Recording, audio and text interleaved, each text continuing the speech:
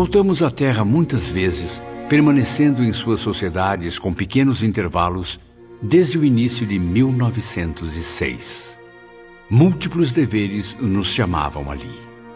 Assim foi que, sob os cuidados de Aníbal e a nobre assistência de Suryaoma, os aprendizes estenderam os trabalhos beneficentes, multiplicando esforços para servir aos corações sofredores. Servimos nos postos de emergência, como no Hospital Maria de Nazaré e suas filiais.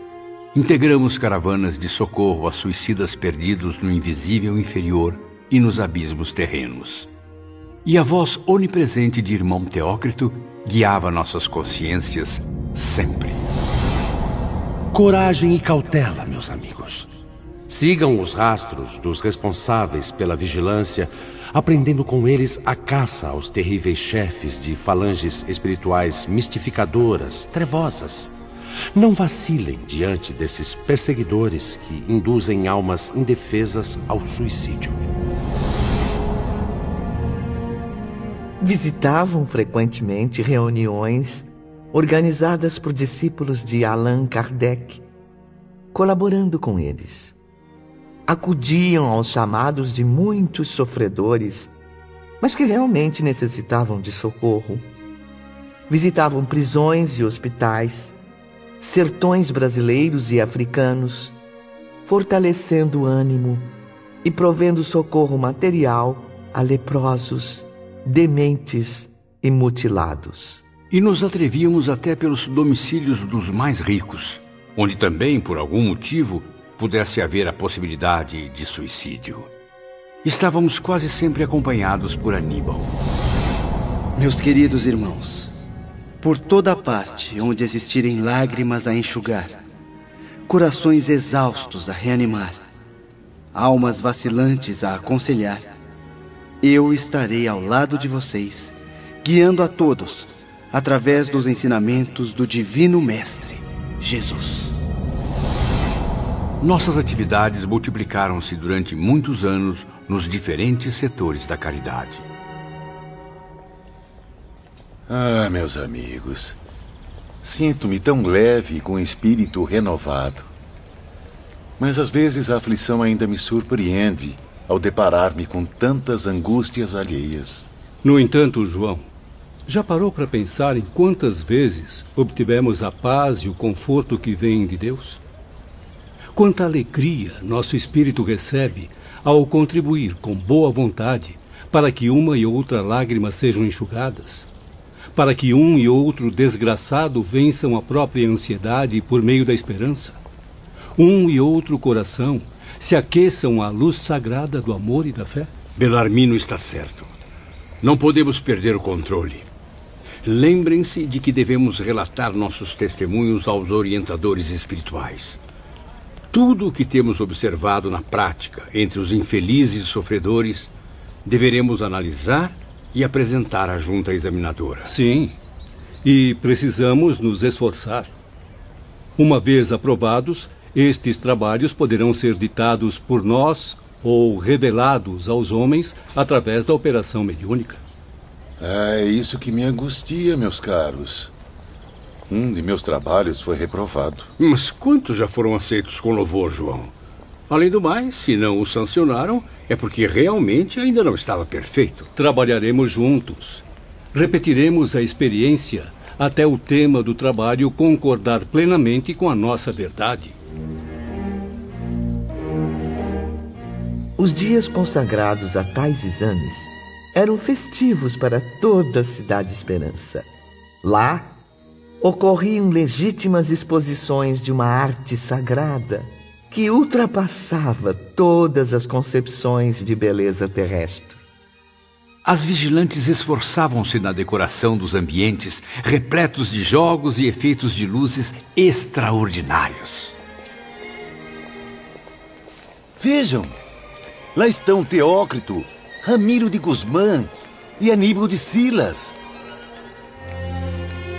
O espetáculo era incrível.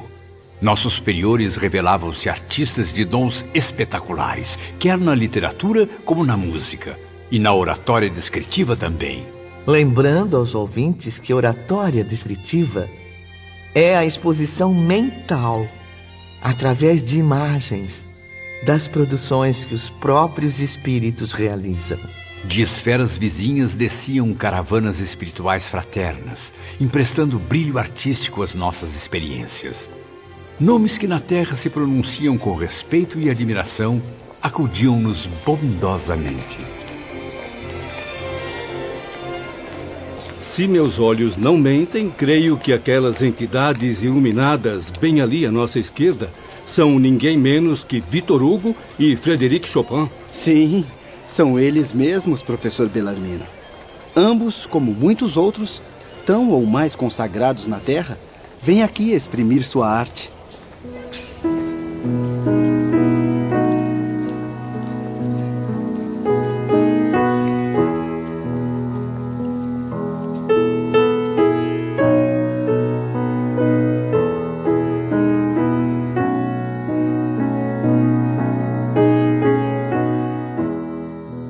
Os aprendizes tiveram assim a ocasião de ouvir o grande compositor, sempre consagrando à arte ou à literatura as suas melhores energias mentais. Chopin traduzia sua música em imagens e narrações numa variedade impressionante de temas, Ivone. Por sua vez, o genial Victor Hugo também nos oferecia belíssimas lições. Suas fantásticas criações literárias eram revistas de maneira surpreendente, por ele próprio. A esfera terrestre ainda não esqueceu o poder criador desta mentalidade. E a Terra, Victor Hugo ainda voltará, servindo-a com sua eterna missão artística, a bem daquele que é a suprema beleza, o divino Mestre Jesus. É maravilhoso, irmão Teócrito. É o pensamento do grande Hugo animado pela ação da realidade. Nunca imaginei conhecer tão profundamente as nuances das suas vibrações emotivas. Aqui no mundo invisível, Camilo, os mais nobres artistas terrenos também se inspiram nos assuntos espirituais. Isso equivale a dizer que também colaboram na obra de sua reeducação. Ramiro me disse que a genialidade de Victor Hugo se confirma na Terra há muitos séculos, partindo da Grécia para a Itália e a França, sempre deixando um rastro luminoso de arte e de cultura superiores. Pois é verdade, Bellarmino. Seu espírito tem sido venerado por muitas gerações em várias épocas diferentes. Quanto a Frédéric Chopin, alma insatisfeita, somente agora compreendeu o inevitável. Somente com Jesus encontrará os ideais que a satisfarão. Suas migrações terrenas, quase sempre a serviço da arte, também foram várias. Uma delas até mesmo anterior à vinda de Jesus à Terra. Cultivando as belas letras como poeta inesquecível, viveu em pleno império da força, na Roma dos Césares. Mas e quanto a vocês, meus irmãos? Deixemos um pouco o campo das artes e falemos sobre os ensaios que deverão apresentar. Devo admitir que estou um tanto inseguro. Traduzir minhas criações mentais em imagens e cenas, como os instrutores fazem tão habilmente, será para mim um enorme desafio. Fique tranquilo, João. Para isso contarão com o auxílio dos nossos técnicos, uma equipe de cientistas brilhantes. Alguns médiuns de nossa confiança também serão atraídos para esses encontros sob a tutela de seus anjos guardiães. Servirá de estímulo ao trabalho a que se comprometeram quando reencarnaram, o de serem intérpretes do mundo invisível. Isso nos deixa muito entusiasmados, irmão Teócrito. Provavelmente facilitará a tarefa de informarmos aos homens as nossas novidades. Camilo e seus companheiros não contavam, porém, com um desconcertante empecilho: o pouco desejo existente no coração dos médiuns de se ativarem em torno dos ideais cristãos. Ideais que julgam defender, embora permaneçam incapazes de renunciar, avessos aos altos estudos necessários à sua evolução, descomprometidos com a boa vontade. E era Teócrito quem novamente nos esclarecia. Os médiuns, uma vez dotados de faculdades tão poderosas, jamais deveriam estar em desarmonia consigo próprios, muito menos com as esferas iluminadas. Boa parte deles traduz efeitos mentais, conceitos pessoais, convencidos de que interpretam o pensamento dos espíritos. Mera ilusão, meus caros. A verdade afirma que nada fizeram para merecer o alto mandato, nem mesmo a moralização da própria mente. Ai, quanto desgosto isso traz aos nossos corações, meus queridos alunos. E não apenas a nós, mas a todos que se interessam pelo bem da humanidade no além-túmulo. É doloroso observar a desatenção dos médios em geral, seu desinteresse em se livrar dos atrativos materiais, dos quais o bom pastor ainda não conseguiu desprendê-los. Eles mesmos, os médiums, infelizmente dificultam a ação dos espíritos instrutores.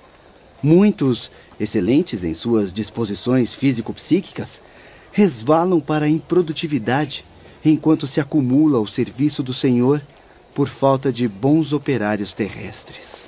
E a humanidade, meus filhos, envolve-se nas trevas, em pleno século das luzes, prosseguindo desorientada à falta do pão espiritual, faminta da luz do conhecimento.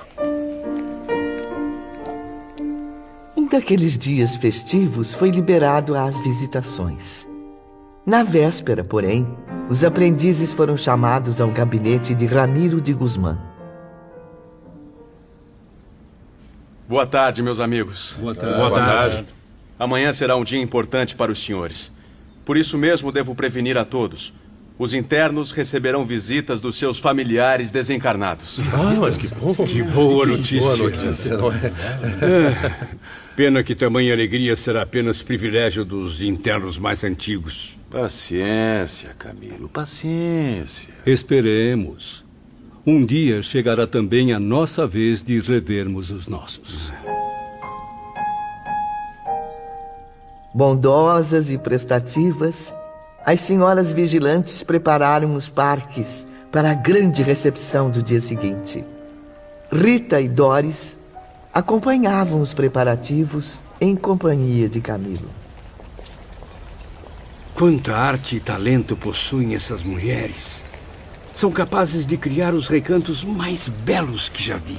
Certamente, Camilo. São ambientes encantadores.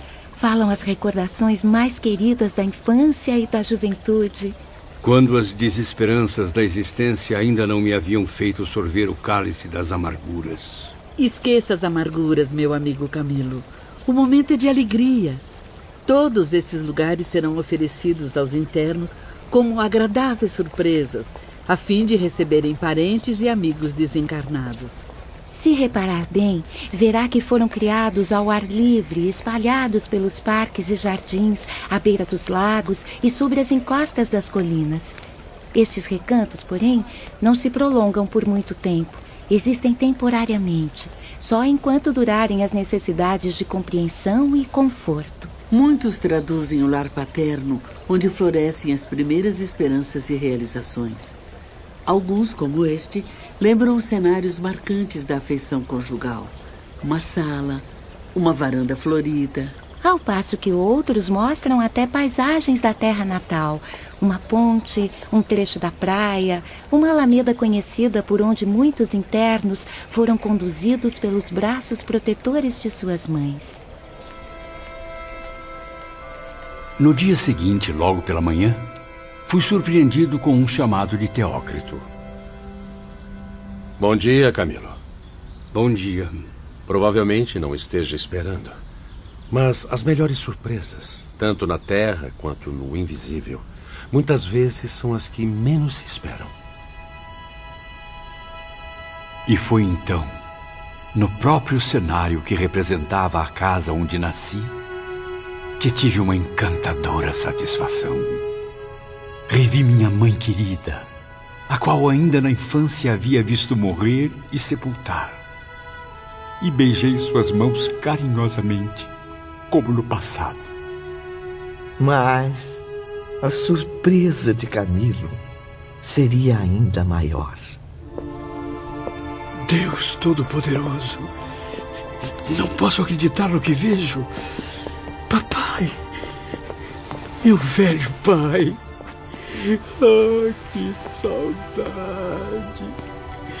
Quanta saudade. Perdoe-me, meu velho. Perdoe-me.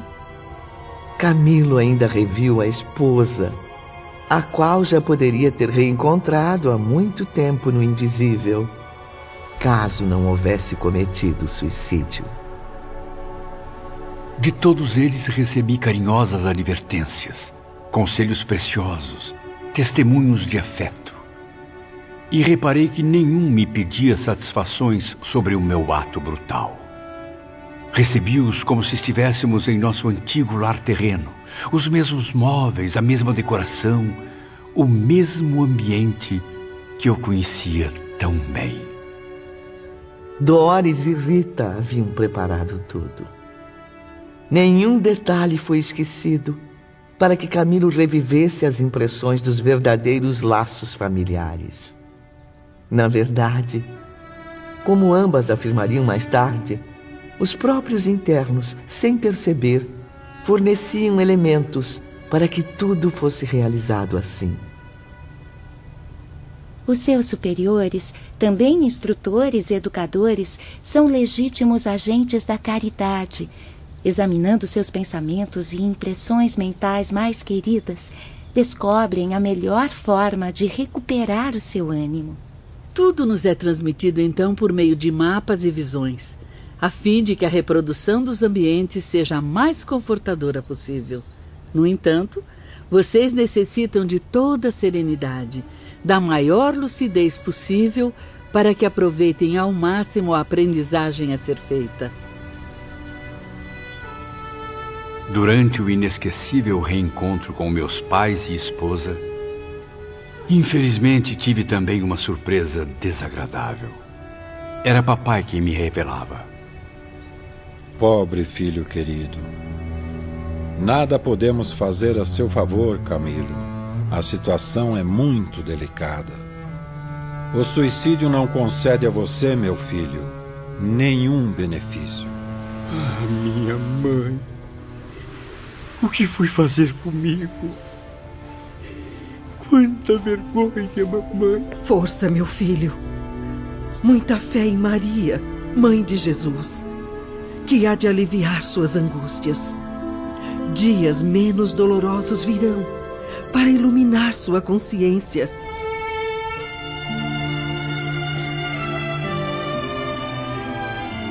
E sob as sombras dos arvoredos, contemplando os campos floridos, os pomares e os quintais da velha casa em que vivia, Camilo sentia-se paternalmente amparado após décadas no além-túmulo.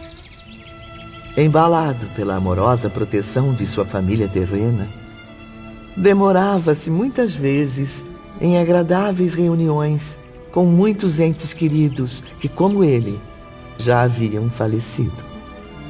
Por sua vez, meus companheiros tinham os mesmos direitos. Ali não havia favores especiais nem predileções. Somente a rigorosa justiça divina, moldada nas leis de atração e afinidade. Finalmente, Belarmino pôde encontrar a mãe, a quem amou com todas as forças do seu coração, recebendo sua visita inesperada naquela mesma tarde. Doris e Rita também forneceram à mãe e ao filho o conforto carinhoso de um saudoso ambiente. A extensa biblioteca da mansão onde viveram, a lareira crepitando alegremente, a cadeira de balanço da velha senhora, a pequena poltrona de Belarmino junto ao colo de sua mãe, como nos tempos de infância. Ah, minha amada mãezinha, como esperei por este dia. Belarmino, o meu único filho, o meu maior tesouro. Ai, quanta dor senti com a sua partida. Ainda mais ao saber que havia se suicidado. Isso afetou profundamente a minha saúde. Eu não pude resistir. Eu deixei o mundo material meio ano depois, sem nunca me conformar com tamanha tragédia. Perdão, minha mãe. Eu errei. E errei em tudo. A começar por minhas crenças, minha filosofia, a qual mostrou-se vazia, sem sentido algum aqui no mundo invisível. Vivi as mais angustiantes decepções depois que passei para a pátria espiritual. Julgando encontrar o esquecimento no ventre da natureza, deparei-me viva após a morte. Viva e torturada por muitas mágoas, meu filho. Não possuía capacidades mentais e espirituais que pudessem me recomendar às regiões felizes ou confortadoras do invisível. Pobre mamãe. Quanto sofrimento fui causar à senhora. Eu procurei inutilmente por você, nas regiões mais sombrias. Eu vaguei por ambientes aterrorizantes, molestada por infinitas confusões e trevas. Ainda estava sob os efeitos do orgulho e do egoísmo que marcaram a minha personalidade na Terra. Não diga isso, minha mãe. A senhora sempre foi e será uma grande mulher, uma pessoa maravilhosa. A confusão cresceu em minha mente. Passei a sentir arrependimento por haver renegado o amor a Deus, preferindo seguir radicalmente a ciência materialista. E agora percebo, meu filho, que também fui responsável pelo seu desastre. Mas como responsável? Se fui movido por uma decisão íntima, acreditando que a morte seria a melhor solução. Eu sempre fui uma mãe descrente dos ideais divinos, negligente e orgulhosa, cujos desejos limitavam-se apenas às paixões mundanas. Acabei, assim, moldando a sua mente, com o mesmo vírus mental, com as convicções nocivas que nos arrastaram às quedas morais. Mas com o tempo, tornei-me mais lúcida e conformada, graças às imposições da dor educadora. Trabalhei, lutei, sofri com resignação no espaço durante vários anos. Eu supliquei, converti a verdade existente na ideia de Deus e suas leis, receber concessão para rever o meu filho querido. E finalmente recebi a dádiva misericordiosa do Ser Supremo, o qual agora reconheço com respeito e pesar.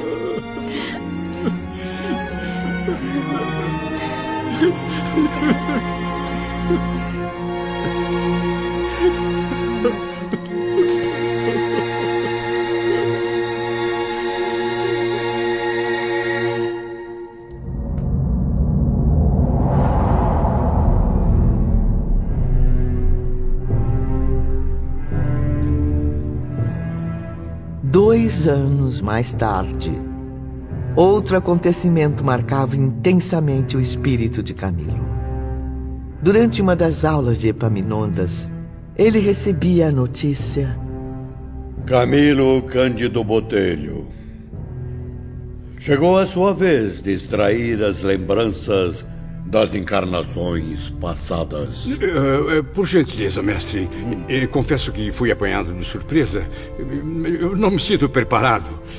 Poderíamos adiar meus testemunhos para a próxima aula? Seus testemunhos são também os de todos aqui, meu caro aprendiz.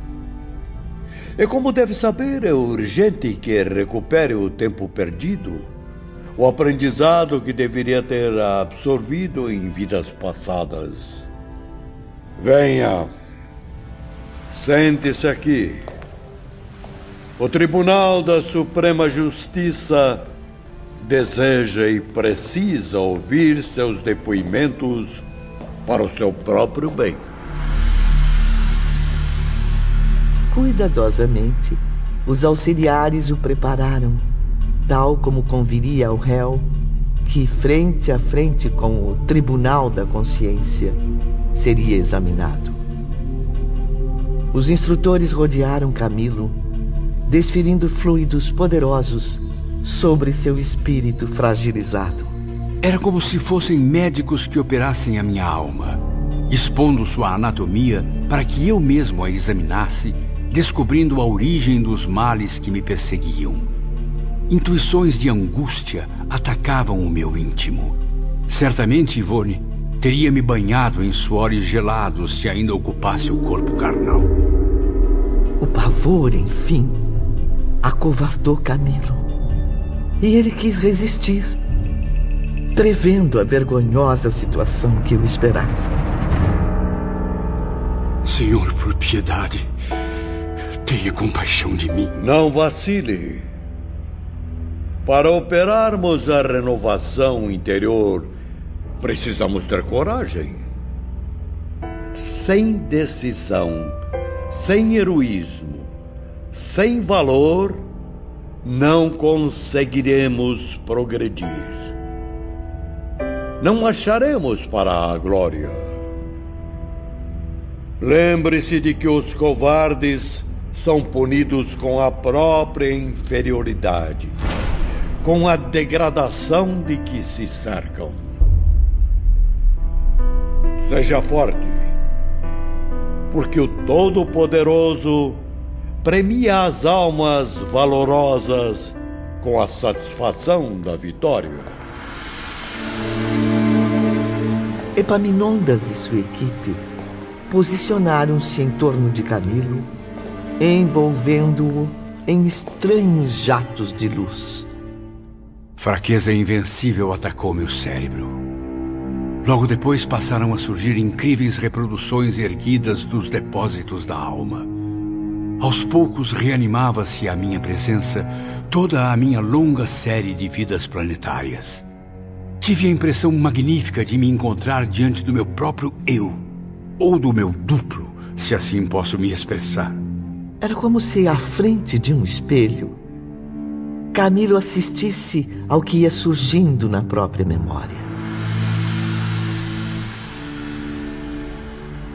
Eu te ordeno, ó Espírito criado para a perfeição no seio divino. Volta ao ponto de partida. Estuda no livro que traz dentro de ti as lições que as experiências proporcionam. E aprende contigo mesmo o cumprimento do dever, o respeito à lei daquele que te criou. Planeja, pois, tu mesmo, os programas de resgates que te convém. Assim alcançarás a glória para alçar voos ao seio eterno de onde partiste. Lentamente, já não distinguia Epaminondas, sequer o conhecia, nem me recordava dos meus companheiros do instituto. No entanto, Camilo não adormeceu. Continuava lúcido e raciocinava, refletia, pensava, agia na posse absoluta de si mesmo. Perdia, porém, a lembrança do presente e mergulhava a consciência no passado. Então senti-me vivendo no ano 33 da Era Cristã. Eu, no entanto, não recordava simplesmente. Eu vivia essa época. Estava nela como realmente estive. Jerusalém passava por horas tumultuadas nessa manhã de sol quente. Encontrei-me possuído de alegria diabólica, indo e vindo pelas ruas repletas de forasteiros.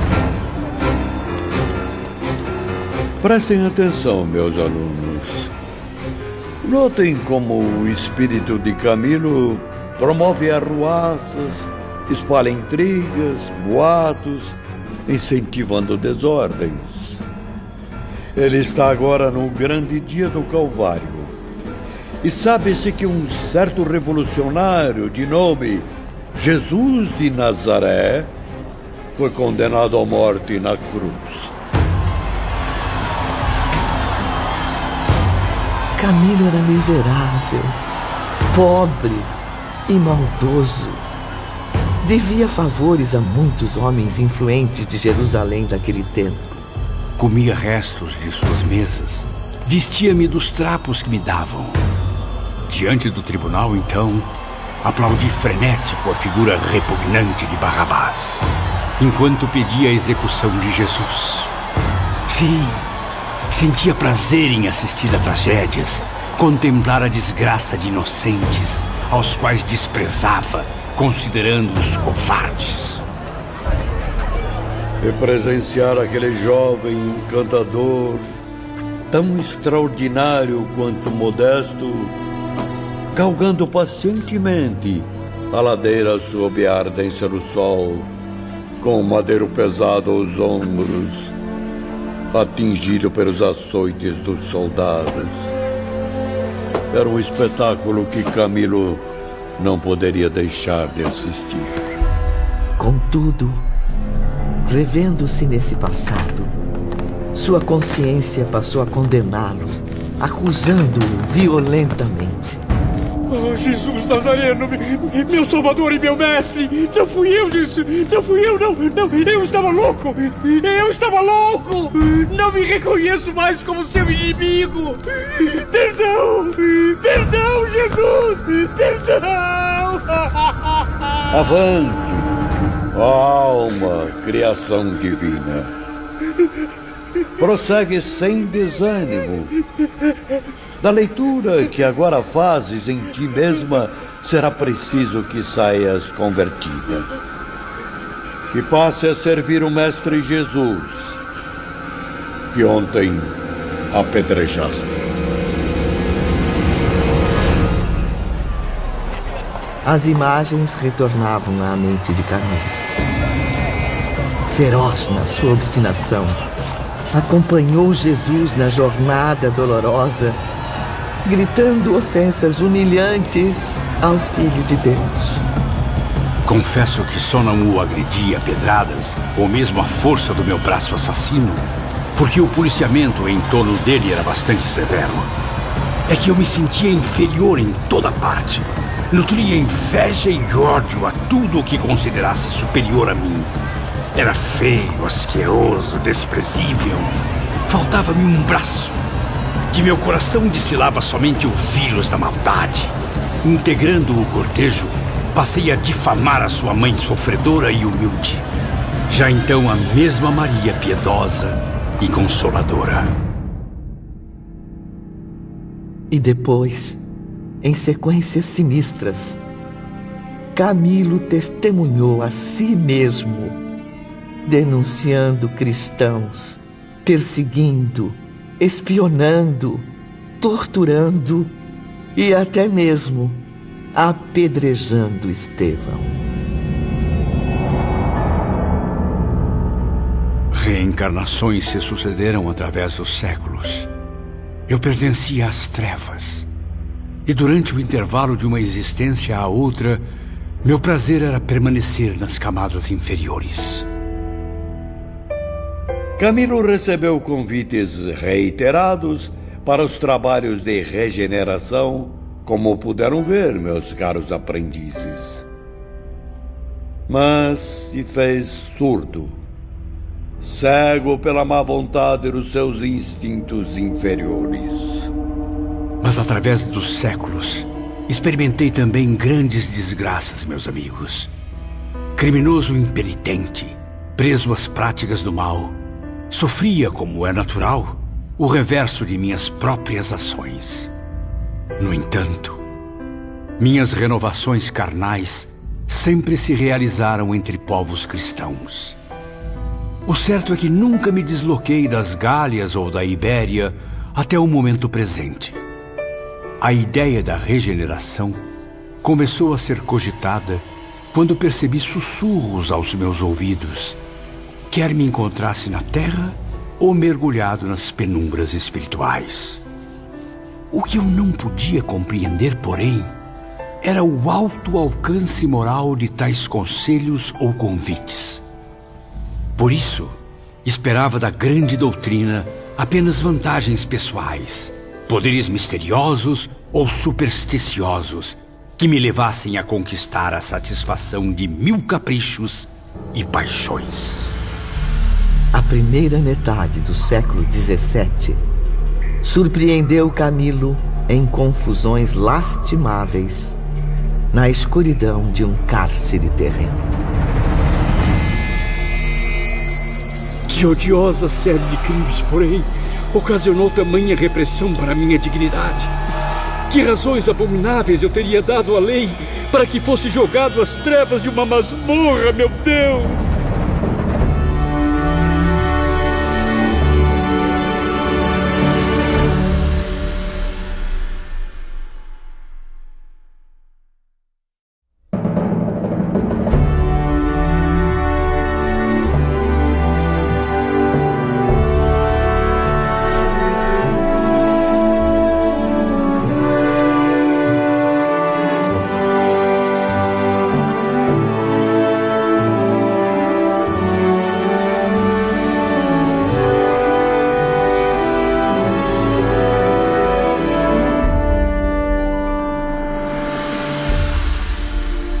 Observado pelos instrutores e por centenas de aprendizes, Camilo prosseguia em suas recordações de vidas passadas.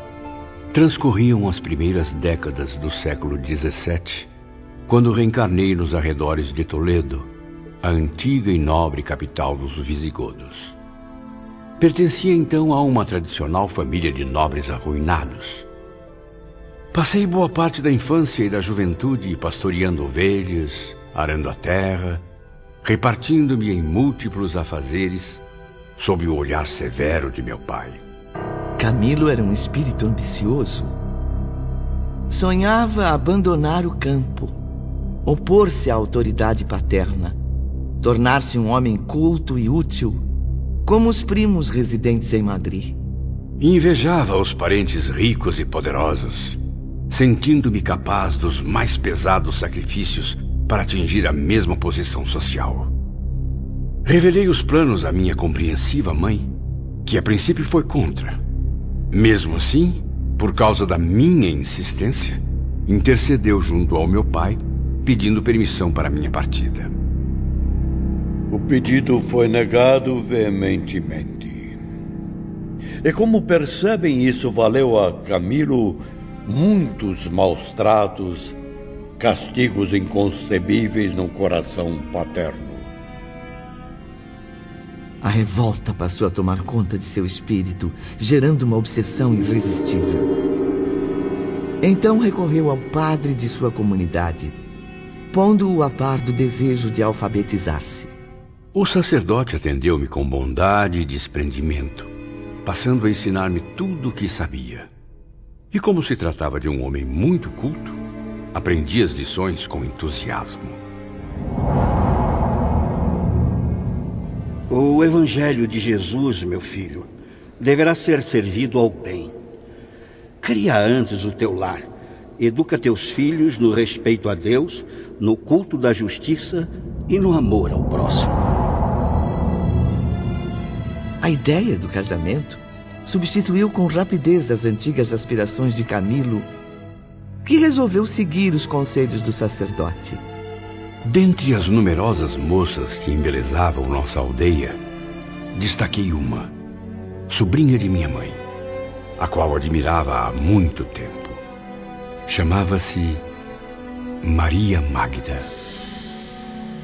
Os alunos contemplaram então, no extraordinário aparelho do mundo espiritual, a imagem de uma jovem esbelta, linda, corada, com longas tranças negras e um par de olhos sedutores.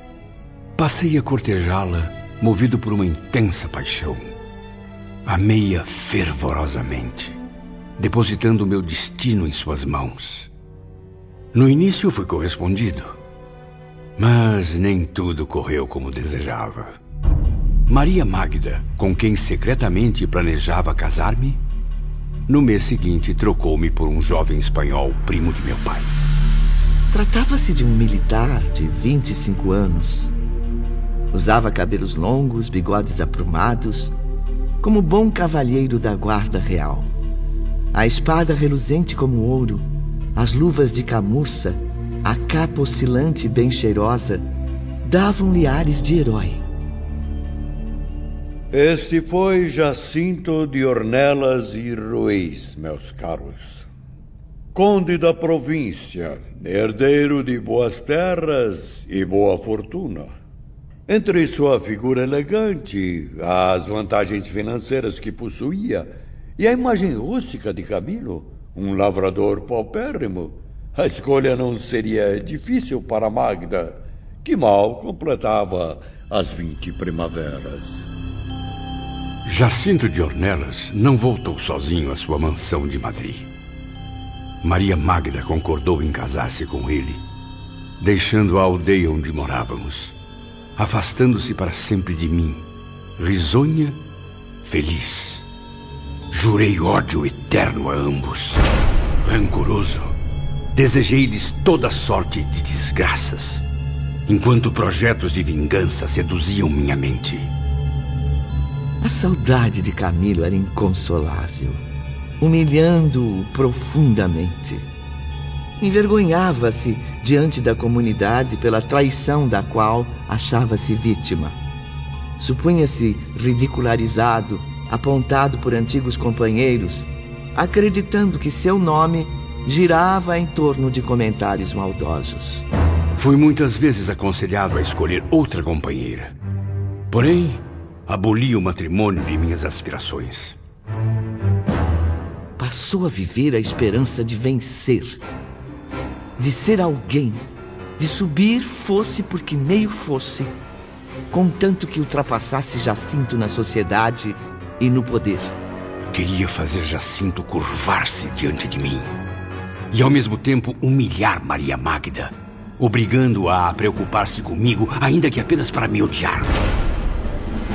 Camilo perseguiu, denunciou, caluniou, mentiu, condenou, torturou, matou. Denunciaria meu próprio pai. Tamanha a insanidade que tomava conta de mim. E foi ele mesmo vítima da própria ambição. Submisso ao extremo, homens ambiciosos e maus como ele o exploravam, induzindo-o à prática de crimes abomináveis. Com o tempo, Camilo transformou-se num homem detestável.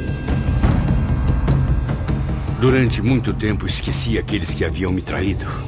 Não os procurei. Não me importava o destino que tinham tomado. A verdade é que o casal mudou-se para a Holanda, onde Jacinto se encarregava de uma missão militar. Mas um dia, o acaso pôs-me novamente na presença deles. 15 anos depois, os deveres profissionais que o tinham afastado da Espanha agora o faziam retornar. Foi então que revi Jacinto. Vejam que cena lamentável, caros aprendizes. Camilo, ao ver Jacinto de Ornelas, foi obrigado a apertar-lhe a mão em uma cerimônia religiosa. Reparem como tratou um militar como um estranho, numa atitude arrogante, enquanto reacendia em seu peito a chama da antiga rivalidade. A partir de então, procurei observar a vida daquele homem. Seus passos, seu passado como seu presente, o que fazia, o que pretendia, como vivia, o grau de harmonia existente em seu lar. E não foi difícil. Consegui informações detalhadas, graças ao experiente grupo de espiões que ficava às minhas ordens. Jacinto de Ornelas era feliz com a esposa e amavam-se fielmente. Tinham filhos, aos quais procuravam educar nos princípios de boa moral. Maria Magda, dama formosa e cortejada, apresentava a beleza digna dos seus 33 anos. Desorientado, enlouquecido por 1000 ideias nefastas e degradantes, ao vê-la pela primeira vez, depois de tanto tempo, senti que não a havia esquecido como supunha. Na verdade, ainda a amava, para a infelicidade de todos nós. A antiga paixão retornou ainda mais ardente desde que começou a revê-la todas as semanas. Decidi cativá-la aos poucos. Passei a visitar Maria Magda, oferecendo-lhe serviços e desfazendo-me em delicadezas. Porém, nada consegui. Mesmo após várias visitas, brotava de novo em meu peito o delírio sentimental, o ódio do amor não correspondido. Tentou conquistá-la suavemente, com atitudes servis, apaixonadas, até mesmo humilhantes. Magda, porém, resistia a tudo com dignidade, provando absoluto desinteresse. Mas Camilo não desistia. Prestem atenção agora ao que disse a pobre Maria Magda em um de seus inúmeros encontros. Pense bem. Posso garantir à sua família muitas vantagens sociais. Sou um homem muito poderoso. Não imagina a força que tenho no mundo todo. E prometo dividir tudo com a senhora. Pense na quantidade de favores que poderei prestar. Acredite, saberia proteger a senhora contra as repressões da lei. Basta corresponder ao meu amor verdadeiro, a minha paixão contida desde os tempos da infância. Não, de jeito nenhum. Sou fiel a meu marido. Jamais irei traí-lo. Retire-se. Saia já de minha casa. Jacinto de Ornelas, por sua vez, ciente da antiga paixão de Camilo e agora vendo-o assediar sua casa com atitudes amistosas, percebeu facilmente a natureza de suas intenções. Magda, não suportando mais a pressão, relatou os fatos ao esposo. Não podemos confiar nos laços de parentesco, Magda. Esse homem é um facínora, um traidor. Ele está nos ameaçando, Jacinto. O que faremos? Já me entendi com os meus superiores. Devemos deixar Madrid o mais depressa possível. Partir com as crianças para o exterior. Que Deus nos ajude, meu marido. Não podemos ser descobertos. Porém, Camilo descobriu tudo a tempo. Viver sem Magda era uma tortura que já não seria possível suportar. Eu queria antes tornar-me um desgraçado, mesmo que desprezado por ela com um descaso ainda maior. Queria mesmo ser odiado com todas as forças do seu coração, mas que ao menos a tivesse ao alcance dos meus olhos, que a visse frequentemente junto de mim. Desesperado, desejando aquele amor inatingível a qualquer preço, Camilo denunciou Jacinto. Pensava apenas em livrar-me dele para tomar logo posse da esposa. E provei com fatos a minha denúncia. Caro senhor Jacinto de Ornelas e Ruiz, onde estão os registros das crianças? Como já disse, as cerimônias foram realizadas na Holanda. Mentira! Diga a verdade, miserável! Como vem, tudo foi provado por Camilo, por pura e simples vingança. Preso e processado, Jacinto foi-me entregue pelas autoridades da época. Conservou o injustiçado pai de família desde então no degredo de um calabouço infecto, imundo, onde o desgraçado passou a suportar longa série de privações, angústias e sofrimentos indescritíveis. Nele nutria a revolta que torturava meu coração.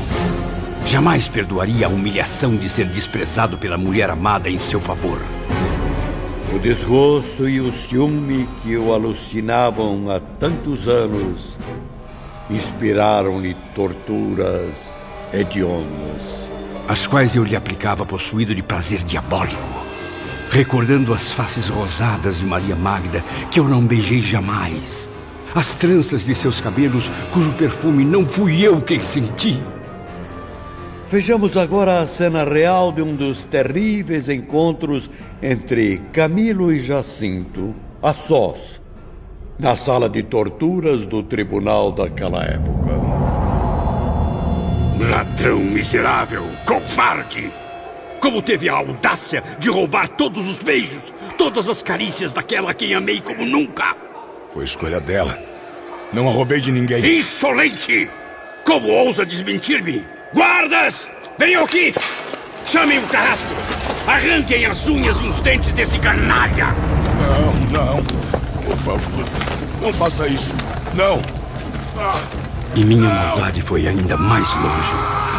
Ordenei que os algozes fraturassem os seus dedos e deslocassem seus pulsos. Que lhe queimassem a sola dos pés lentamente, pacientemente, com lâminas aquecidas em brasas. Não parem, vamos! Chicoteiem o pecador! Amaldiçoado seja para sempre! Em seguida, surgia na grande tela a imagem aflita de Maria Magda procurando Camilo. Por Deus, tenha compaixão. Dê tréguas a este martírio. Somos parentes próximos. Lembre-se do passado, de nossa infância encantadora. Entre as alegrias do lar campestre. Éramos quase irmãos, Camilo. Foi por acaso pensando no passado, em nossa juventude feliz, em nossos planos de matrimônio, que planejou trair-me? Pense nos meus filhos, que sofrerão as piores consequências, tendo o pai acusado dessa forma. E se Jacinto vier a morrer, tenha compaixão. Conceda a liberdade de meu marido. Terá seu marido de volta, Maria Magda. Mas sob uma condição, da qual não abrirei mão jamais. Entregue-se. Seja minha. Consinta em aliar sua existência à minha, ainda que às escondidas. E Jacinto não será mais incomodado. Magda relutou ainda durante alguns dias, tentando, por entre lágrimas e súplicas, fazer Camilo desistir. Mas ele mostrou-se irredutível e cruel. Fui mesmo impiedoso, como a julguei ao desprezar-me no passado. Ah, Magda, mulher que eu tanto amei, por que me abandonou? Teria feito de mim um esposo fiel e humilde. Vejam, levantavam-se então das profundezas do seu espírito as remotas tendências maléficas que em Jerusalém, no ano de 33, o fizeram condenar o próprio Jesus de Nazaré. Existia muito de capricho e vaidade nas atitudes de Camilo. Enquanto o casal sofria o drama comovente, ele se contentava com a satisfação de ver Maria Magda vencida, de destruir-lhe a felicidade que tanto incomodava seu orgulho ferido. Fiquem atentos agora, meus alunos, para o que viria alguns dias depois. Ora, mas quanta honra! A senhora com toda a nobre delicadeza descendo a sala de torturas? Jacinto! O que fizeram com você, meu amor? Veja bem, aproxime-se do seu marido, ou do que restou dele. Meu amor! Contemple o fantasma a que se reduziu seu belo oficial de mosqueteiros. Oh, meu Deus, como pôde? Como pude fazer isso com ele? Seu verme! Desumano! Esbraveje! Humilhe-me à vontade, Magda. Mas não faça como antes. Não despreze o meu amor. Aceite a minha proposta. Calma, meu amor.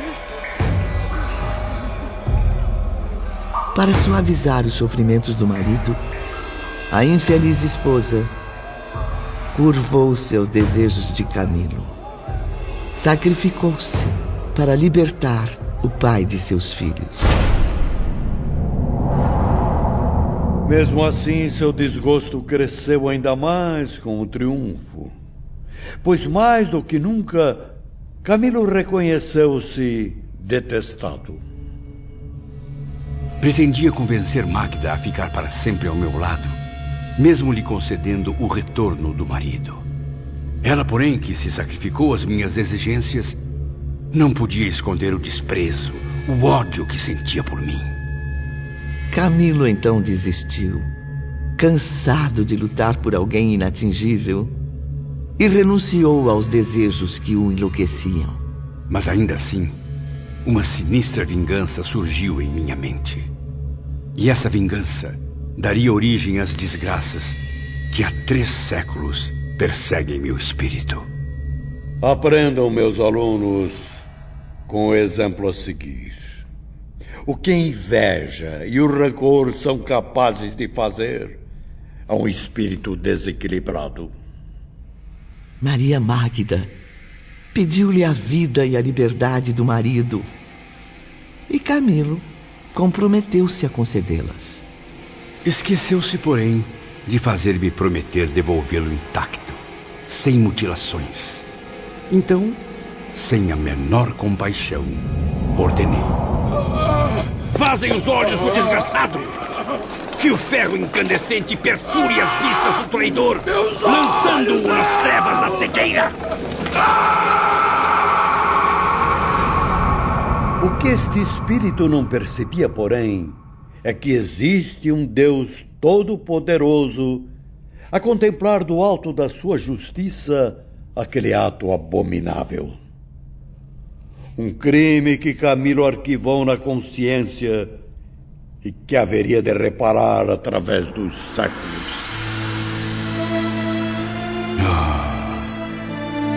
Ainda hoje, 300 anos depois, não consigo esquecer-me do olhar de Magda ao rever o marido. No pátio da prisão, ao receber o pobre companheiro desacordado, ela pôde constatar toda a extensão da minha perversidade. Meu amor, o que fizeram com seus olhos? Eu vou te ajudar. Por que tanta maldade nesse mundo?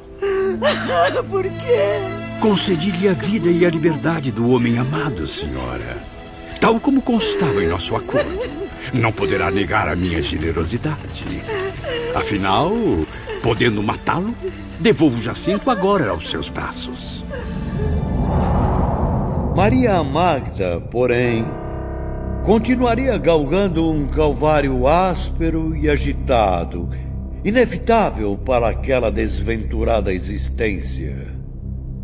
Acompanhem as cenas, meus caros aprendizes. Jacinto de Ornelas e Ruiz, inconformado com a situação deplorável, tomou uma triste decisão. Minha amada, não desejo tornar-me um estorvo à sua vida. És agora chefe do lar, pois sou agora um homem tão inútil quanto desesperançado. Pobre Magda, desdobra-se em atividades heróicas, sozinha a criar nossos filhos, abandonada pelos amigos, e mesmo assim ainda conserva a força e a fé intactas. Sinto não poder oferecer a ti e às crianças proteção contra a perseguição de pessoas más, muito menos o amor de um pai que zela pelos seus. Portanto, para nada mais sirvo nesta casa. Adeus, minha querida. Quem sabe um dia ainda nos veremos novamente. De seu eterno apaixonado, Jacinto. Esta foi a carta deixada por Jacinto de Ornelas à esposa. Ele suicidou-se 2 meses depois de obter a liberdade, auxiliado no gesto sinistro pelo filho mais jovem. O menino, na inocência dos seus 5 anos de idade, entregou ao pai, a pedido dele, o punhal que serviu de instrumento para o suicídio. Maria Magda retornou à aldeia natal com os filhos, desolada e infeliz. Nunca mais, Ivone, até o momento em que escrevo estas páginas de memórias de um suicida, nunca mais pude vê-la ou obter notícias dela. E já se passaram 3 séculos. Ah, meu Deus! 3 longos séculos.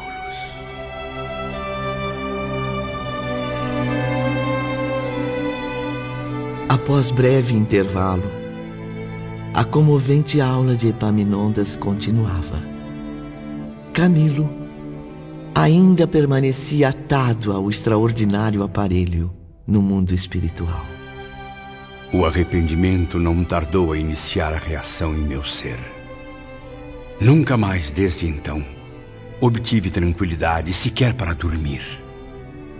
A imagem de Jacinto de Ornelas, martirizado e cego, perseguia meu espírito por toda parte.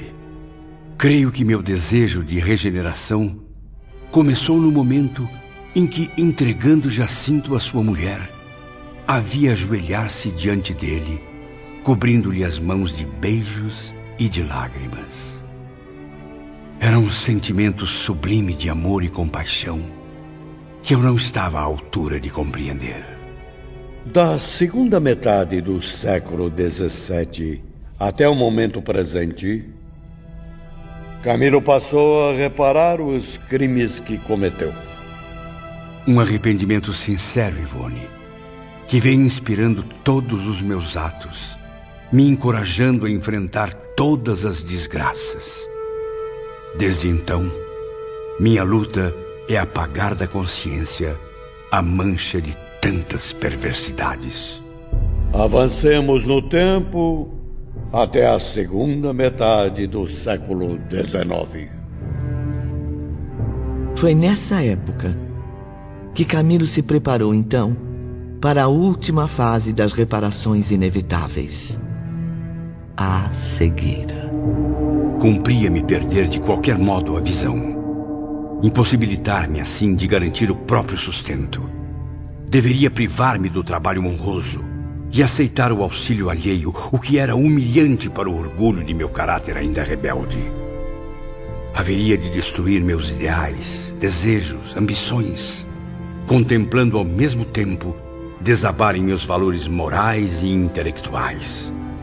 Trocaria minha posição social, aceitando a escuridão de ter os olhos apagados para sempre.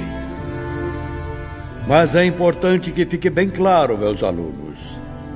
Cumprirá a ele fazer tudo isso com abdicação e dignidade, atestando respeito àquele mesmo Jesus cuja memória havia ultrajado. Assistentes, podem retirar a faixa da cabeça de Camilo. A aula de hoje está encerrada. Camilo levantou-se amparado pelos bondosos auxiliares de Epaminondas. Estava cansado, aflito, mas lúcido o suficiente para pedir-lhe a palavra. Todos vocês sabem da fraqueza que me atacou ao reconhecer-me cego. Não tive absolutamente forças para o terrível testemunho na hora decisiva da minha reabilitação. Oh, a eterna justiça do Criador, que nos deixa entregues às nossas próprias responsabilidades, protagonistas das ações que cometemos pelo desenrolar das existências. O mesmo horror que Jacinto sentiu pela cegueira, eu também senti 3 séculos depois, irmão Epaminondas. Bem, vejo que agora tem consciência disso, meu filho. As angústias, as humilhações, o desespero inconsolável que levou aquele pobre homem ao suicídio também se acumularam em teu espírito, Camilo. E senti-me tão desequilibrado que imitei o seu gesto, tornando-me, em 1890, suicida. Exatamente como Jacinto havia sido 2 séculos antes. Permitam-me, senhores, expressar uma dúvida. Pois fale, Belarmino. Quem sabe o próprio Camilo não poderá esclarecê-la. Do contexto deste enredo pavoroso, conclui-se que a suprema lei divina impôs a Camilo cometer um suicídio para sofrer-lhe as consequências? Absolutamente não, meu amigo. A suprema lei firmada na supremacia do amor, da fraternidade, da justiça, não estabeleceria como norma jamais a infração máxima por ela mesma condenada. o suicídio. O que se passou comigo, meus companheiros, foi o efeito lógico de uma causa criada por mim, a revelia da lei soberana que rege o universo. Então, seria tudo uma fatalidade? A fatalidade é essa criação nossa, gerada pelos nossos erros e inconsequências através dos tempos. Acreditem ou não, a triste história da humanidade com suas desgraças, que conhecem tão bem, aí está diariamente afirmando exemplos idênticos ao que acabo de reviver. Pois como ensinou Jesus, Mestre Divino, a cada um de acordo com suas obras.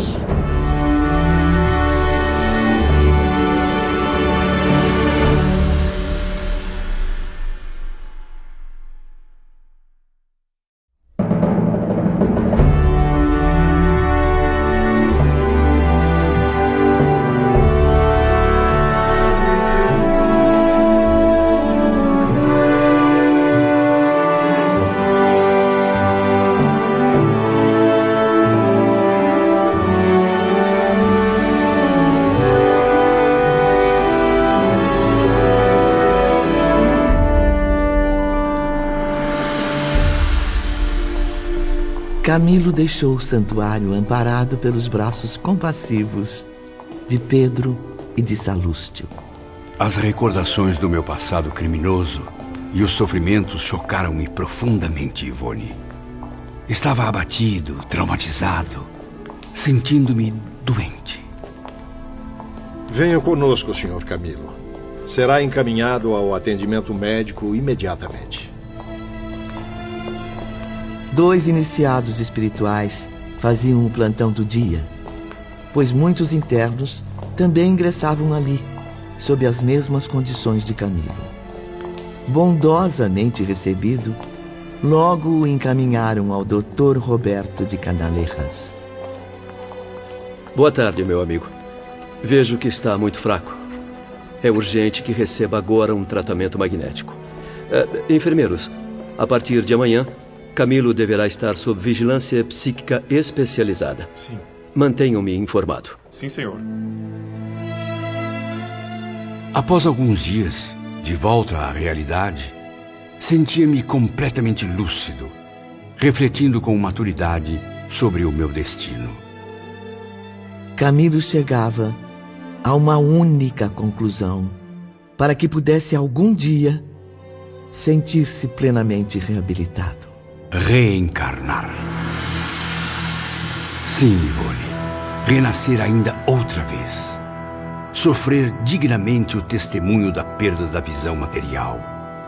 Realizar o contrário do que fiz, isto é, amar meus semelhantes, proteger, auxiliar, servir ao próximo, utilizando todos os meios lícitos e generosos ao meu alcance. Um dos grandes incentivos oferecidos aos internos eram as reuniões de moral e arte. Esses encontros, no decorrer do tempo, assumiram um papel especial. Nos parques da cidade, cuja extensão não conseguimos até então avaliar, existiam recantos portadores de uma beleza inconcebível a um ser humano. Eram habitações em que a arquitetura, como a arte decorativa, ultrapassariam toda e qualquer obra artística da Terra. Miniaturas de cidades ou povoados lindos, com lagos graciosos, cercados de flores perfumadas, templos consagrados ao cultivo da literatura e das artes em geral, sobretudo da música e da poesia. Esses ambientes serviam de alívio aos aprendizes, auxiliando o despertar de seus dons espirituais. Numa agradável conversa com a irmã Doris, ela dizia: Tem razão, Camilo. A poesia e a música são mesmo as artes preferidas pelos iniciados espirituais. Muitos dedicam-se também à arte de criar réplicas exatas, legitimamente ornamentadas até a veneração. E como são capazes de concebê-las, irmã Doris? São construídas fluidicamente sob as influências do amor e do bem. Inspiram-se, como pode notar ao longe, nas paisagens da peregrinação de Jesus sobre a terra. cenários sugestivos e atraentes dos primeiros acordes da palavra cristã. Será que poderia algum dia conhecer esses cenários de perto? Certamente, meu irmão. Convide seus amigos. Poderemos visitá-los juntos amanhã pela manhã. Como combinado, no dia seguinte, Camilo, Belarmino, João e irmã Doris encontravam-se no parque. Acompanhe-me. Seguiremos agora os passos do Cristo de Deus.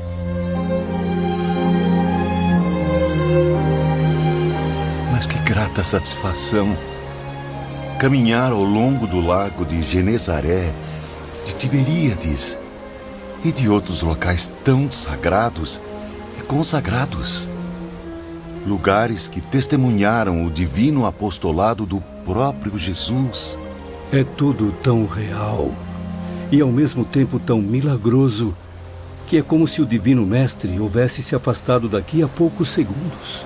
Chego até mesmo a ouvir o doce murmúrio de sua voz vibrando no ar. A melodia inesquecível que acalenta os desventurados há 2000 anos. Vinde a mim todos vós que estáis exaustos e oprimidos, e eu vos darei o lenitivo. Aprendei de mim, porque sou simples e humilde de coração, e encontrareis descanso para vossas almas. Fico muito feliz em ouvir isso, Camilo. Sinal de que está verdadeiramente arrependido. O ano 33 da era cristã não sai de minha mente. E agora, neste lugar, posso recordar tudo com facilidade. Quando, com o madeiro ao ombro, paciente, humilde, resignado, corajoso, o Messias galgava a encosta rumando ao Calvário, enquanto eu berrava diabolicamente exigindo o seu suplício. Venham, meus caros, visitemos outras paisagens. Reparem que à entrada de cada um desses locais há o distintivo da Legião dos Servos de Maria, além do nome das servidoras que os imaginaram e realizaram. E qual seria a razão disso, irmã Doris? Esqueceu-se, João, de que tudo isso é realizado pela mente feminina do nosso instituto? Horas depois, Belarmino conversava com a jovem Rita. Ah, como as reuniões artísticas iluminam meu espírito. É impossível não me envolver, não absorver ao menos um aprendizado, um exemplo memorável. Sim, professor. E sempre haverá exemplos de lutas, vitórias e reabilitações. Tudo magistralmente ensinado por seus mestres e mentores espirituais. Ou pelas caravanas visitantes que descem até nós, para contribuir com nosso conforto e progresso. Porém, minha jovem, e quanto a você, as próprias damas da vigilância, ou até mesmo outras figuras destacadas de nossa colônia, por acaso também não viveram dramas intensos? Não haverão de nos esclarecer algum dia com os próprios exemplos? Belarmino estava certo. Meses depois, obtivemos permissão para conhecer outras histórias comoventes, até então mantidas em segredo. Era o irmão Teócrito quem nos informava. Os dramas que conhecerão em breve, meus filhos, servirão como exemplo e advertência, muitos até como modelo a ser imitado. E eles não são mais do que a narrativa que esses nobres espíritos farão das lutas experimentadas para o progresso. Estamos desde já muito honrados com mais esse privilégio, irmão Teócrito. Mas lembrem-se de que tudo servirá como estudo e aperfeiçoamento. Depois serão convidados a opinar, fazer observações, comentários morais e artísticos sobre o que aprenderam. Assim, perceberão o inevitável. Só o ser humano é capaz de aprender a desenvolver em si mesmo os valores espirituais ocultos nas profundezas da alma.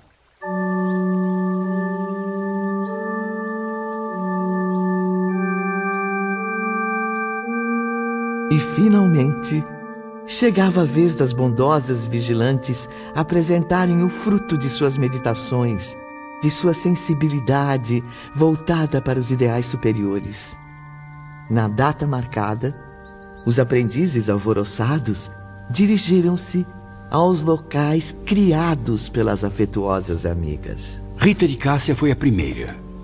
Ela própria veio ao internato requisitar nossa presença, conduzindo-nos à sua residência, onde então entramos pela primeira vez. Sejam bem-vindos, meus irmãos. Este é mais que meu lar aqui no mundo espiritual. É meu santuário, concebido sob a pura inspiração familiar. Entrem, sentem-se, por favor. Imaginei e recriei tudo detalhadamente, através da saudade daqueles que foram meus pais na terra. Os quais, certamente, a devem ter amado muito, minha amiga. Ora, mas é claro, João. Ou já se esqueceu de que Rita era exemplo de filha amorosa, agradecida e respeitadora? Modéstia à parte, estão certos. Por isso, decidi resgatar aqui, na minha residência em Cidade Esperança, o aspecto do lar paterno, onde vivi uma curta existência na terra. Foi em Portugal onde faleci, lá pelos idos de 1790.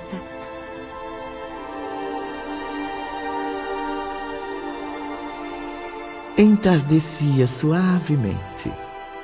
A jovem Rita recepcionava um pequeno número de convidados naquela tarde. Somente seus alunos, alguns amigos mais íntimos e os espíritos iniciados, cuja presença seria indispensável. Entre os amigos, notamos com satisfação a presença de Carlos e Roberto de Canaleiras, Joel Stil e Ramiro de Guzmán. Por aqui, meus queridos, vamos conhecer o jardim. Passaram, então, por uma sala ampla e agradável, cuja doce beleza comprovava toda a gentileza da sua criadora. Depois, entraram num pequeno salão ao ar livre, onde poltronas artísticas e originais alinhavam-se em semicírculo. Que belo instrumento! Jamais havia visto um assim na Terra. Realmente uma obra de arte. O tom dourado parece vindo direto do firmamento. Perdoe-me o atrevimento, irmã Rita, mas do que trata este belo livro luminoso ao lado da harpa? Acomodem-se, meus amigos. Fiquem à vontade. Este livro, na verdade um álbum, Camilo, é a mais recente coleção de minhas composições poéticas. Mas que maravilha! Então, por gentileza, dê-nos a honra de conhecermos sua arte. Irmão Ramiro, poderia acompanhar-me ao som da harpa? Mas é claro, com todo prazer. Então, no silêncio harmonioso da formosa cidade universitária no mundo espiritual, Ritinha declamava suas poesias. E os aprendizes, que apenas acabavam de ambientar-se ao local, eles que mesmo já tendo recebido belas lições da moral divina, de filosofia e de ciência, também foram agraciados com visões inéditas de incrível beleza literária. Nunca ousei transpor para estas linhas a genialidade do que presenciei naquela tarde. Não teria capacidade para transmiti-la com precisão. Ritinha lia no seu álbum, mas sua leitura superior, sua declamação, mais do que maravilhosa, era divina. Sugeria encantamentos, emoções inimagináveis, enquanto Ramiro de Guzmán completava com acordes de música elevada e pura. Irmã Rita, espírito em franco progresso, Camilo. É uma das poucas vigilantes que sabem plenamente criar as cenas do pensamento, coordená-las, dar-lhes vida. Ah, meu caro Roberto, os 10 criminosos aqui presentes cultivaram as belas letras quando encarnados no globo terrestre. Nenhum de nós, porém, soube enobrecer este dom divino, aplicando-o a serviço do bem, da regeneração dos leitores. Servíamos, quando muito, ao nosso próprio bolso, à vaidade e ao orgulho, satisfeitos por nos julgarmos privilegiados, senhores de situação especial. Na verdade, produzimos somente teorias erradas ou banalidades fadadas ao esquecimento. E eis que aqui no além-túmulo, essa menina de apenas 15 anos apresenta aos senhores um novo padrão. O do intelectual moralizado que serve à nobre causa da redenção própria e alheia. E assim, Dr. Carlos, Ritinha oferece-nos uma proveitosa lição.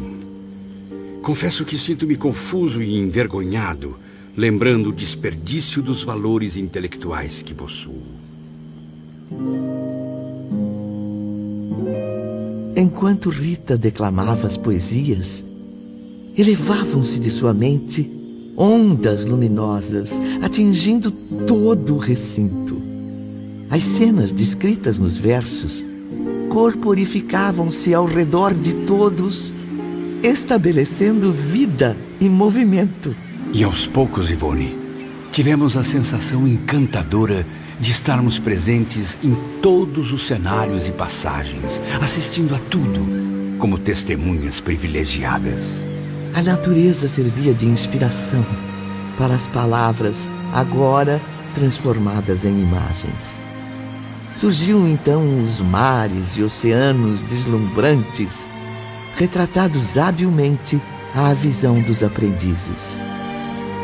Depois vinham as montanhas imponentes, monumentos eternos, ricos depósitos de valores inestimáveis, cofres sagrados nos quais Deus ocultou tesouros para que os seres humanos por si mesmos se apossassem deles dignamente. Mais adiante, a exuberância das selvas, santuário fecundo e abundante. Mas não era tudo. Floresciam composições sobre seres humanos, carentes de redenção. Histórias emocionantes, atraentes, de amigos da própria poetisa. E enfim, quando a poesia silenciou, nós que há muito havíamos perdido o hábito de sorrir, deixamos expandir o sorriso reconfortado da mais pura satisfação. Conforme têm compreendido, meus caros irmãos, procurei associar a ideia do divino às minhas humildes composições. Convidei a todos para lembrar algo de extrema importância. Esqueceram-se de glorificar seus ensaios literários quando foram homens, com as dádivas que o universo oferece ao legítimo pensador. Tinham Deus a se revelar aos seus olhos, representado nos tesouros inconfundíveis da natureza. Poderiam glorificá-lo auxiliando a outros menos esclarecidos a encontrar também o pensamento divino, mas preferiram o negativismo destruidor, análises impertinentes, conceitos puramente materiais, porque não foram capazes de edificar sequer a si próprios. O que apresentei nesta tarde, vocês receberam como a mais elevada expressão literária que poderiam conceber. Saibam, no entanto, que para nós é só o ponto inicial, simples abecedário de conhecimentos artísticos, pois sou apenas uma aprendiz humilde e ainda cambaleante da ciência universal. Dias depois, no decorrer do nosso aprendizado, Surya Omar, cujas aulas só eram ministradas em sentido prático, levou-nos às dependências onde se asilavam nossas irmãs de infortúnio. Era o próprio instrutor quem nos esclarecia. Infelizes mulheres, fugindo ao nobre papel de guardiãs de virtudes tão elevadas, deixaram-se arrastar ao abismo das paixões inferiores. As mesmas que originaram também o seu fracasso, meus alunos. Lembro-me de que, ao chegarmos do Vale Sinistro, fomos logo separados delas. Sim, João. Os elementos masculinos foram conduzidos a diversos setores, porém dirigidos por normas idênticas, sob tutela da mesma instituição. Mas a verdade é que jamais foi permitido a vocês o convívio com o elemento feminino suicida.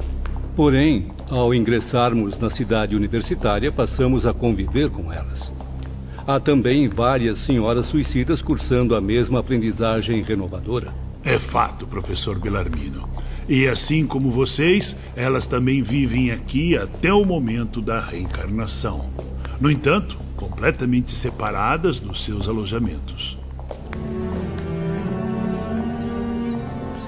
Naquela manhã clara e fresca, um extenso grupo de acadêmicos do mundo espiritual partia com seus instrutores em visita educativa aos departamentos femininos, situados na outra extremidade da colônia. Aníbal de Silas, Epaminondas de Vigo e várias vigilantes tomavam parte na caravana.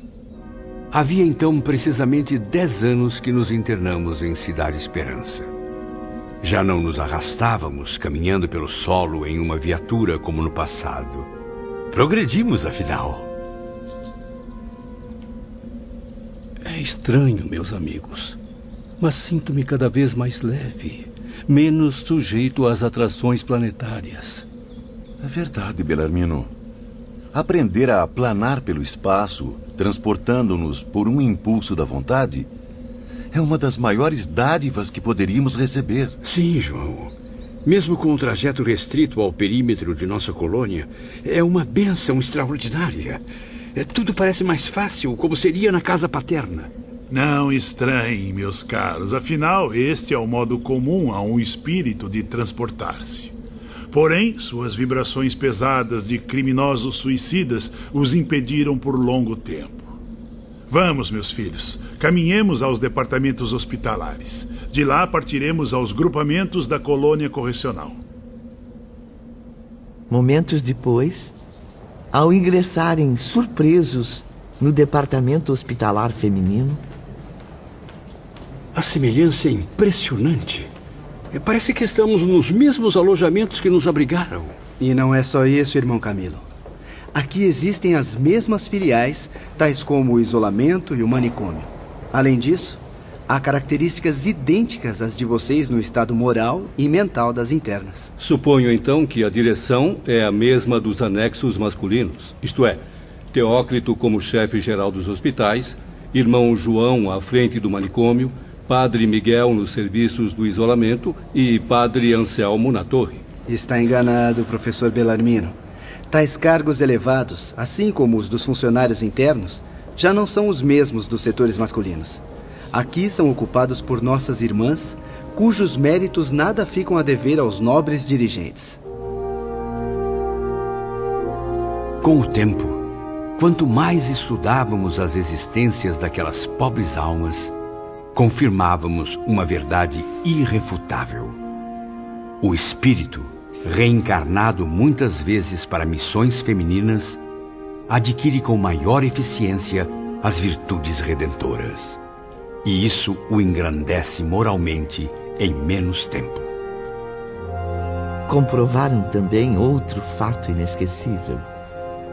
As funcionárias das aldeias femininas possuíam qualidades morais e espirituais bem mais elevadas do que as dos doutores de Canalejas, Joel Steele, irmão Ambrósio e muitos outros.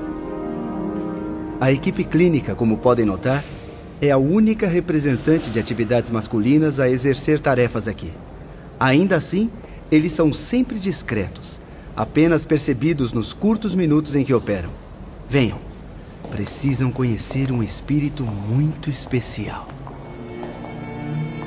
Atendendo ao pedido de irmão Teócrito, Aníbal conduziu os visitantes ao gabinete da vice-diretoria feminina. Boa tarde, meus amigos. Boa tarde. Sou Hortência de Queluz. Fico muito feliz em receber a todos em nossas instalações. Hortência aparentava 30 anos de idade e irradiava uma singular beleza fisionômica. Era um espírito em equilíbrio, com os pensamentos eternamente voltados ao bem. Junto a ela, a presença confortadora de Irmã Doris. Encaminharei os amigos primeiramente, conforme orientação de seus instrutores, a um dos mais trágicos alojamentos do nosso instituto. Ali testemunharão cenas impressionantes, efeitos inesperados em torno de nossas infelizes irmãs delinquentes. Será oportuno recordar, meus irmãos, outro fato angustiante. A mulher, em sua grande maioria na Terra, ainda não chegou a compreender o verdadeiro motivo pelo qual reencarna como mulher. Habituado a tratamento e julgamento inferior através dos séculos, o elemento feminino acabou por acomodar-se à inferioridade, sem ânimo para elevar-se da desonra que suporta. Tanto nos dias atuais como no passado, a mulher vive em prol do elemento masculino, inferiorizando-se, descrendo dos ideais redentores, e diminui-se mais ainda quando julga equiparar-se ao homem, por imitar suas ações com as paixões e atos desonrosos. Irmã Doris está certa. Daí as desgraças que vêm sobrecarregando a mulher. Observem então com os seus próprios olhos. Seus instrutores saberão o que apresentar para a lição do dia. Em seguida, chegavam ao manicômio. Sejam bem-vindos. Sou Vicência de Guzmán, irmã de Ramiro. Respondo hoje pelo expediente na ausência de irmão João. Pois muito bem, estão agora entregues à bondade de irmã Vicência. Ela foi autorizada a conduzir os senhores a outros recintos, sobretudo os interditados às visitas comuns. Irmã Doris ainda permanecerá em sua companhia. Boa tarde e boa sorte, meus amigos. Boa tarde. Obrigado. Amável e delicada, a jovem religiosa levou-nos a um pátio de enormes dimensões, pitoresco e agradável, para o qual estendiam-se numerosas janelas. Qual a razão das grades nas janelas, irmã Vicência? Ali estão as câmaras secretas, João. Ou melhor, as celas individuais onde se debatem espíritos de mulheres suicidas. Criaturas totalmente desequilibradas, atacadas pela mais abominável demência. Ficamos sem palavras, impressionados com as vibrações emanadas daquele ambiente. Mesmo assim, estávamos interessados, até mesmo confusos, recordando os momentos do Vale Sinistro. Compreendendo o interesse, a própria religiosa esclareceu nossas dúvidas. Cheguem mais perto. Aproximem-se das janelas. Venham. Podem examinar o interior. São as suicidas que apresentam maior grau de responsabilidade no crime e que por isso mesmo carregam maior tendência de prejuízos para o futuro. Elas enfrentam situações cruéis através do tempo, que requisitarão séculos e séculos para serem curadas. Estas infelizes, meus caros irmãos, deixaram-se escravizar por complexos sinistros, os quais se desdobram em sequências desastrosas. Moralmente, é como se naufragassem no lodo, cada vez mais, misturando-se à lama, degradando-se em busca da liberdade. Mas o que as levou a desistir da existência terrena? Muitas corromperam as leis do matrimônio, traindo a moral, a ética do compromisso conjugal. Esqueceram-se de que ao reencarnar haviam prometido à lei, como a seus superiores, fidelidade e proteção à família. Pois bem, com tamanhos compromissos a pesarem na sua consciência, eis que não só profanaram os vínculos sagrados do matrimônio, como também as leis da criação. Negaram-se ao compromisso da maternidade, entregando-se às paixões e aos vícios terrenos. Foram fracas, dominadas pelas vaidades, seguindo caminhos da inferioridade moral. Abortaram, expulsando das próprias entranhas os corpos em gestação, envoltórios de pobres espíritos que tinham compromissos a desempenhar ao seu lado.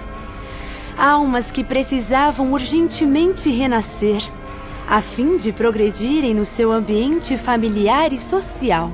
E o que é mais grave, cometiam o delito depois que o novo reencarnante já se ligava ao organismo em preparação, ao feto, portanto. Ou seja, estavam cientes do que faziam, cometiam infanticídios abomináveis.